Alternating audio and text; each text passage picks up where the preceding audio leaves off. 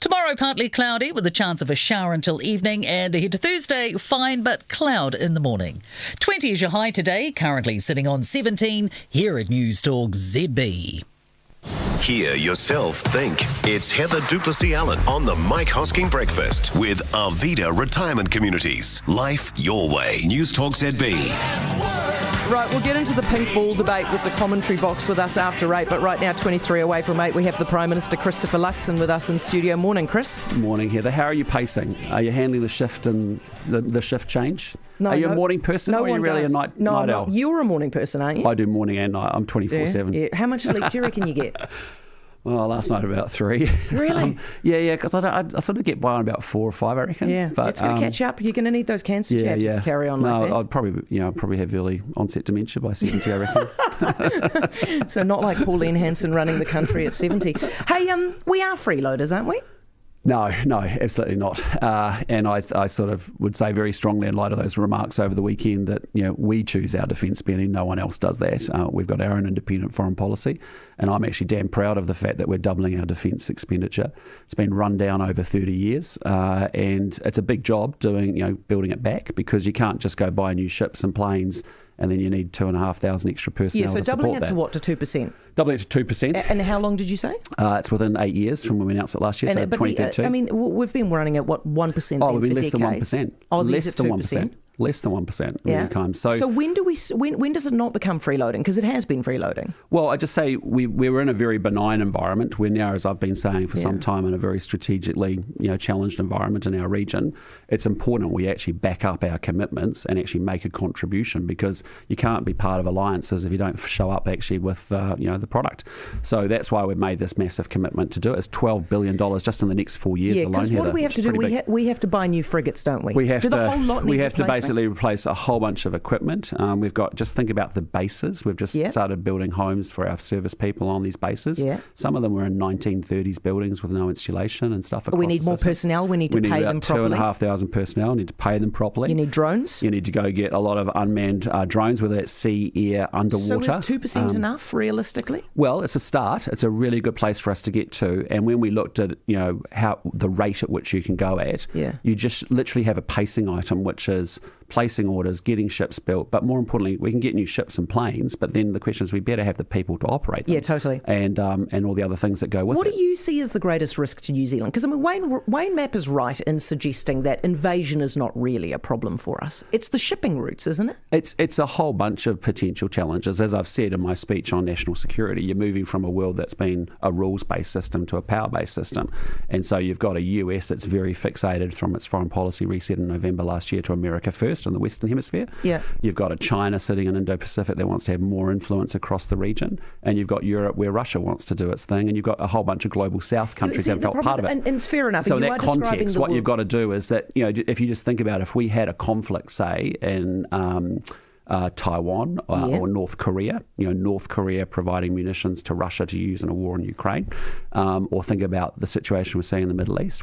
It disrupts our whole prosperity in the region. So we've got to keep peace. This is the problem, right, Chris? People struggle to understand why we need to spend on this stuff because they cannot see how we're ever going to have to use it. So I'll tell you, when there's a Pacific emergency, meaning like a weather event, who goes in there first with those Hercules and stuff? It's us, and we haven't had good kit to be able to do that stuff. But what is the most likely conflict we're using it in? Well, is it keeping the shipping routes open? The shipping routes are a key part of it. Obviously, freedom of navigation matters tremendously to us. That's why we're standing up on Hormuz, because actually that's the key principle there, that you should be able to move product freely without paying tolls, because lo and behold, we end up with tolls in the Malacca Strait or in the South China Sea or other parts of the world. When we export a lot of product around the world, that's not good. So that's why countries like Singapore and us are really, and others, and our friends are all very strong on that. Yeah. About 51 countries, we're trying to think about that issue together. Now, Chris Pink is right, isn't he, that we're going to have to start talking about nuclear propulsion? No, we're going to maintain our nuclear-free position. No, hear me out here, because essentially we've got a long-standing position from 87. It's across the political spectrum. All New Zealanders feel very strongly about the nuclear-free position. No, they do. They do. And whether it's nuclear propulsion or nuclear armed, that's something that we're not up for and we won't be changing. Have you not seen a shift in the polling? No, I'm just saying there's not. I don't sense there's a massive call out for us to do that. Don't you think, though, Chris, this is one of the nuttiest things that we've ever done as a country? No, I don't. I actually think it's one of the best things. Why? We can't even have nuclear power because we got weird in the 80s. We don't need nuclear power. We need to do a better job of having a decent energy strategy. You're telling me our energy system is awesome. No, it's not. But it's been badly run because when you go into oil and gas and when you don't actually do consenting for fast track for renewables, Chris, all that stuff, we've got heaps of ways to deliver energy. It's fine to be opposed to nuclear weapons, right? Because nobody wants anybody to bomb each other with this stuff. But then get weird about propulsion and stuff. This is going to impact our relationship with the Australians when they get the nuke-powered subs. No, look, I can't send them over to... I was there November 2023. Are they going to send them over, Chris, to defend us? And we can go, no, please. First and foremost, Heather, the Australian subs aren't arriving to the mid-2040s and they're going to be delivered through the 2050s and 2060s. You'll probably still be on the show. You know, you might have taken over from Mike Hosking officially there, but I think you'll probably keep going to 120. But no, I mean, the issue is, look, I'm really proud of our nuclear-free position and it ain't changing while I'm Prime Minister, period. Honestly. Okay. Are you going to give Winston the money? Are you going to give him the permission to go plug more money into Moana Pacifica, which has already failed? How many failures are we going to give him on this? He can have a little look at it, but the point is there's three things there. One is taxpayers, I don't think, really want the New Zealand government funding a professional sports team. Two, we've put $4 million into it already. The Labor government put it in, and we've lost that. And then thirdly, I think there's probably better uses for the funds, and it would need cabinet approval. So that's something we'd have a conversation cabinet. Now, if there's other things we can do around regulatory stuff or facilitation type stuff, let's have a look at that. But I just don't think there's much appetite. Is this a hard no? Well, in fairness, he's got. No. Go off and have a look at it. But the point I'm saying is, it's a pretty damn high hurdle, isn't it? I mean, like, seriously, you're going to go to the New Zealand taxpayer and say hold you to this, you're Chris. Funding a commercial, a professional sports team. What are you going to do about Andy Foster rorting the accommodation allowance? He's not in my caucus, Andy Foster. Yeah, but he's in your parliament, and I think thank God for that. And you are in charge of the rules. He's a nice guy. He's an ideas man. But sorry, is he though? What's that? Is he an ideas man? Is he? Well, he's very furtive in the select committees. He's got lots of ideas. He had a really great idea about how to rip us off with his accommodation allowance. So what are we doing about this? Well, I'm not aware of what his personal circumstances are. I know the broader issue about remuneration. But hold on, have you not read up on this? Do you need me to tell you about this? No, I'm a little bit aware of what he's done with his housing. So he was living in Wellington in his house in Karori for 26 years. Yeah.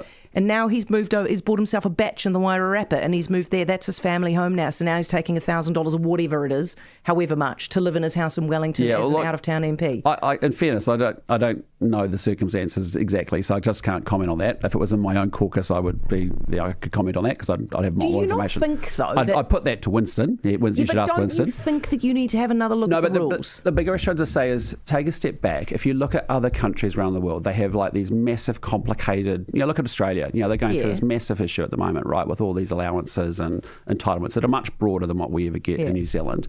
I honestly think it's the best answer is to put it with the Independent Remuneration Authority. When you have politicians, like we saw it in New Zealand, you freeze salaries. You go, okay, that sounds like a good idea today. We'll freeze salaries. 6 years from now, you get what we saw, a massive increase because people have been out of whack and haven't kept pace with market rates. And so the independent... You're still in charge of them. Yeah, but sure. But the question is, I think it's actually better to be at an arm's length. I know it's easy for a politician to get involved. You just don't want politicians involved in any of that stuff. You do have to put it to an independent committee. Getting ahead of my next question, which is whether you guys need to take a pay freeze. Because if you're going to take our pension off us, you probably have to do it. What do you mean I'm taking your pension off? Well, you're going to campaign on it, aren't you? Raising the pension age. No, you and I've talked about this. It's pretty simple. You're going to ask us to take one for the team. No, look, I'm looking at the front windscreen of the car. I can see an almighty judderbar coming at us.